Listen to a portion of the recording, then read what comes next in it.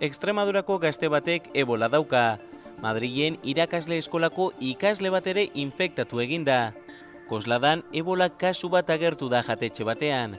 Sare sozialak honelako titular faltsuez bete dira egunotan. Por desgracia hay mucha gente que dedica Jokin Zubieta larrialdietako langilea da eta argitaratzen diren albiste faltsuak gezurtatzen ditu sarean. Erabiltzaile askok txantxetan edo alarma pizteko gezurrak zabaltzen dituztela dio. Honelako jokabideekin kontu handiz ibili behar da. Kosladan alkatea behera atera behar izan zen argitaratutakoa gezurtatzera. En emergencias no se juega.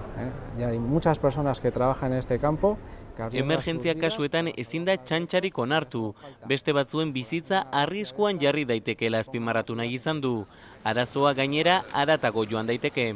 Mucha gente se piensa que el hecho de publicar cualquier cosa en redes sociales es libre. Gezurrak argitaratzea delitua da eta are gehiago segurtasunari eragin ezkero. Malagan kasu Polizia Nazionalak 2 lagun identifikatu ditu egunkari digital bat faltsutu eta ebolaren inguruko gezurrak edatzea leporatuta.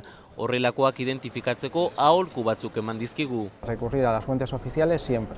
Iturri ofizialetara jo WhatsAppetik bidaltzen diren mezu kateatuak saiestu eta sare sozialetan perfil instituzionalak lehenetsi behar dira. Alusión a un medio. Bost Euskadi voluntarioen taldeak bitartean lanean jarraituko du sarean zabaltzen diren gezurrak salatzeko asmoz.